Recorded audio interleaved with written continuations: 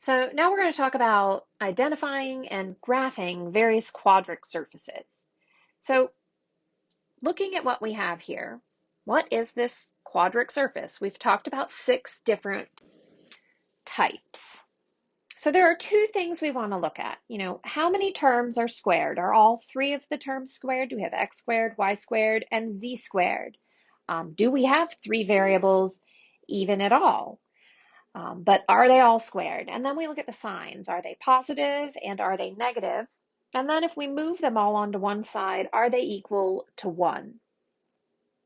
So one thing we notice is we do have an x squared, a y squared, and a z squared. Since we have all 3 of those, we know it is not a paraboloid. So it's not an elliptical or a hyperbolic paraboloid. And that allows us to knock out and reduce this to now 2/3 of those 6 quadric general shapes. So we're going to have, if I move this y squared over, we're going to end up with 0 equals x squared minus y squared plus z squared over 4. So we have one minus sign. So it's not a hyperboloid of 2 sheets.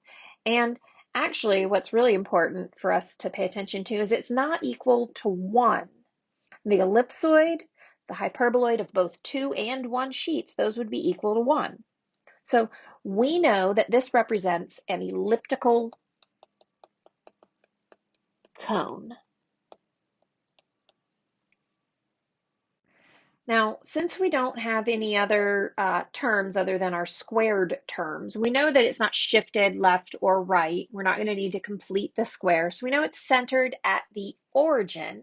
And so it only has one intercept, in this case, of 0, 0, 0.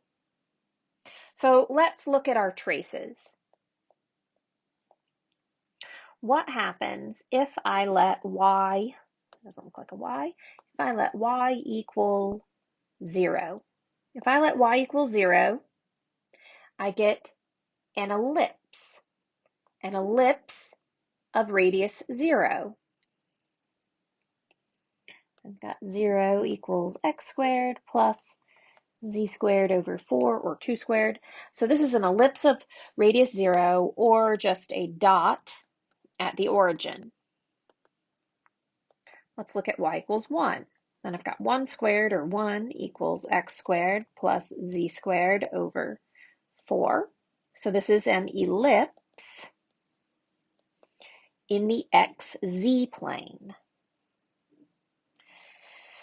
And we could see as that continues to go on, if I let y equal 4, then I have 4 equals x squared plus z squared over 4. So again, I would get an ellipse. So I'm going to continue to get these ellipses. That's an ellipse of radius 2 in the xz plane. All right, so what shapes do I get if I say let x equal 0? If I let x equal 0, zeroing that term out, I've got y squared equals z squared over 4.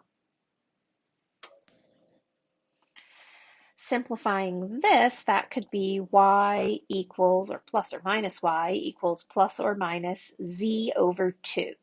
So this is 2 lines in the yz plane, and they've got a slope of 1/2.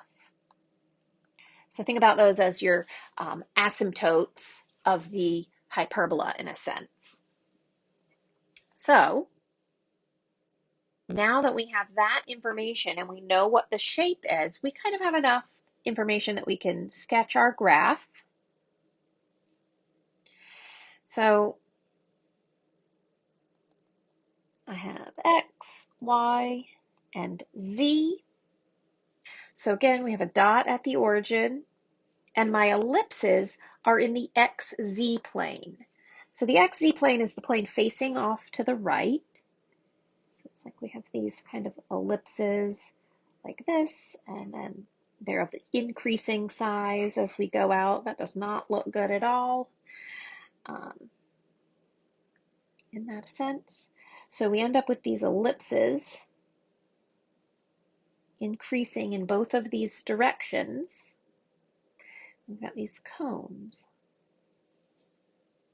So we have a horizontal elliptical cone. If I was writing on pencil and I had my ruler, I could make this picture a little bit prettier. But you guys, I think you get the gist of what we're doing. So those two lines, those are these two lines here. And then we've got ellipses running through here of increasing radii as they expand out around the y-axis, extruding out along the y-axis. All right, let's look at another example. In this example, we're going to identify the conic. So this situation, it is in expanded form. And because we have these two terms, the 8y minus the 4z, that lets me know that this is translated. It's shifted left, right, up, or down. Instead of having that center or main vertex at the origin, it's going to be off in space a little bit. So in order for us to do this, we use a practice, and we did this in trig as well with our conics. It's called completing the square.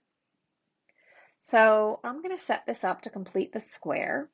I've got 4x squared. I don't have any other x terms. I have plus 4y squared plus 8y. I know I'm going to want to add something in there. Got plus z squared minus 4z. Again, I'm going to want to add something. -4, and whatever I add on the left, I must also add on the right. One thing to remember when we complete the square, we always need that coefficient of 1. So I've got 4x squared. I'm going to factor out a 4, which leaves me with y squared plus 2y plus some value. The z's already have that coefficient, the leading coefficient of 1, so we don't need to do that there. Equals -4, and because I factored out that 4, I'm going to have 4 of whatever I add on the left also on the right. So I'm going to go ahead and put that 4 in over there. So now we need to determine these two magic values to complete the square. We do that by taking the b value for each, dividing it in half, and then squaring it. So for this first one, I have 2 over 2 quantity squared, which gives me 1 squared, which is 1. And for the other one, I have -4 over 2 quantity squared, which gives me -2 squared, or 4. So I have 4x squared plus 4. I'm going to put my 1 value in here, which is going to make this turn into the squared value. So we've got y plus 1 quantity squared. So I added 1 on the left, and I'm going to add 4 on the right. So 1 and 4. So for my z's, I have plus z, and that's going to be -2. Whenever it goes in the perfect square, it comes from before we squared it. So z minus 2 squared. And I have -4 plus 4 times 1 plus 4. So putting that into standard form, those are going to cancel. I'll just have a 4 on the left. So I've got 4x squared plus 4y plus 1 squared plus z minus 2 squared equals 4. So we look at this. I don't want to just add that constant over because I have this constant term in here. We know we're going to want it to be equal to 1. So I'm going to divide everything by the 4. And when I do that, dividing by the 4 turns that into a 1. And the 4 over 4, that's going to cancel both of these right here. 4 divided by 4. So this is my conic in standard form. So identifying this conic, it's either an ellipsoid or a hyperboloid of 2 sheets, or a hyperboloid of 1 sheet, because we know it's equal to 1. And because they are all positive, we know this is going to be an ellipsoid. So it is an ellipsoid. The center of this ellipsoid is going to be 0, -1, +2. So this represents my center. So instead of being centered at the origin, it's shifted, and that's because there's a +0, a -1, and a -2. All right, lastly, we can find the intercepts for this ellipsoid. So if we look at finding our intercepts, if I let x and y be 0, what do I get for my z value? So plugging in 0 and 0, I solve this and I'm going to get z is equal to 2. If I let x and z be 0, I'm going to end up with y equals -1, and that's just some intermediate algebra that I'm skipping. But if I zero this out and I zero that term, solve for my y value, I get -1. And if I am to let y and z be 0, put my 2 zeros here, there's no value I can solve. So we don't have an intercept in that case. There's only 2 intercepts for us to deal with. So graphing this, what does this look like in our R3?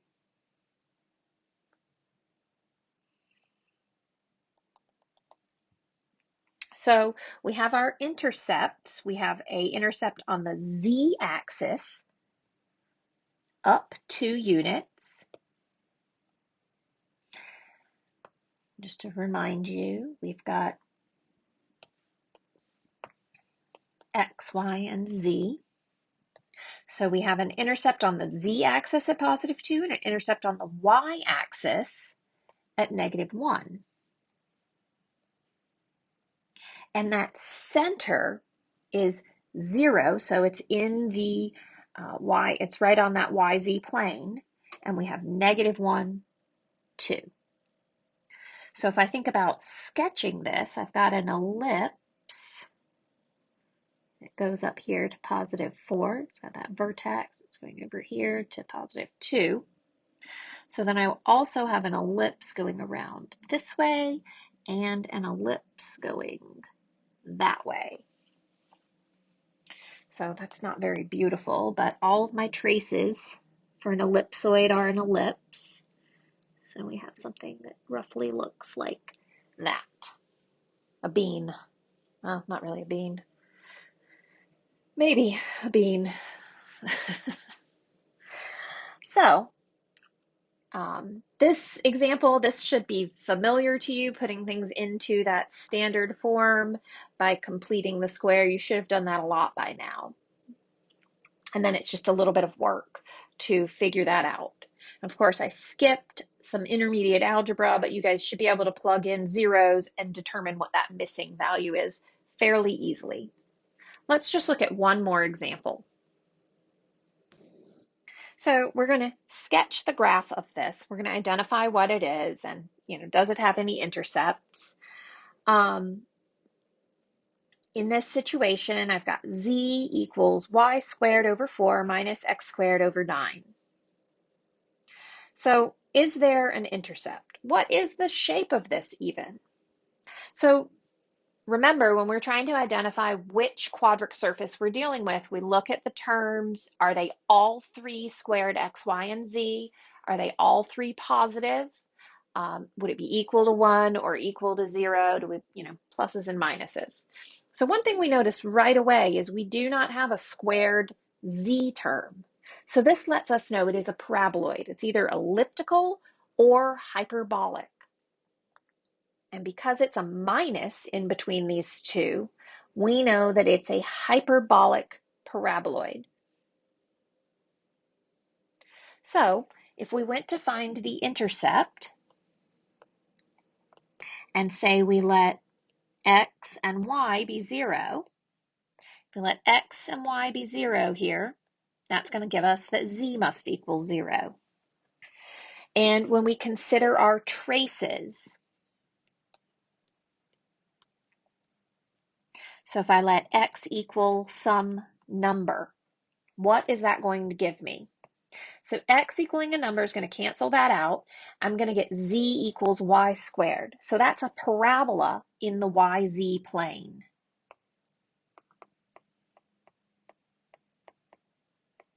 So we've got a parabola in yz.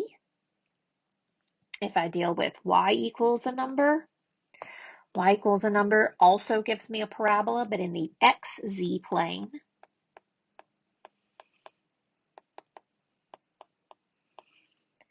And then z equaling some number value. So if I let z equal a number value, that would be a constant, and we get a hyperbola in the xy plane.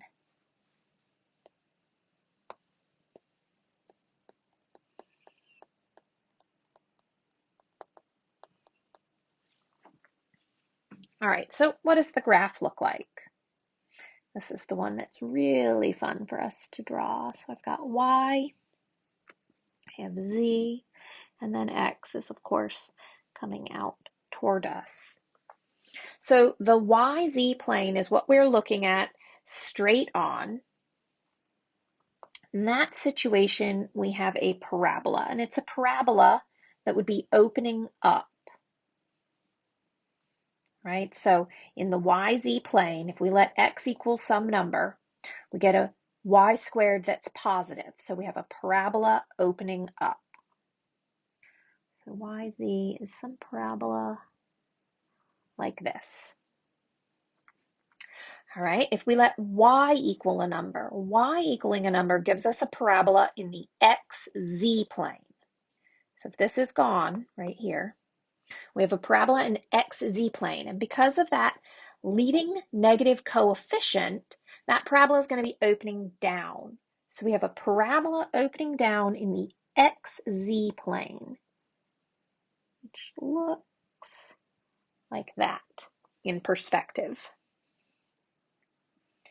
And then z being equal to some number. So that gives us a hyperbola, and it would technically be a vertical hyperbola. Y squared minus x squared equal to a number. That would be a vertical hyperbola. So it opens up and down in the 2 plane. So it wraps around the y-axis. So technically it would look like a hyperbola down here on my axis. But I'm going to kind of shift it up into space. So I'm going to lift this up vertically to help me draw it. So when I draw it vertically like that, I'm going to have that hyperbola just tap here on the edge of that vertical parabola. All right. So you can see that shape. This is part of my shape here. This is the main part. Like this. And we're going to go down a bit. This is going to come across like that. And this piece is going to come down on both of these sides.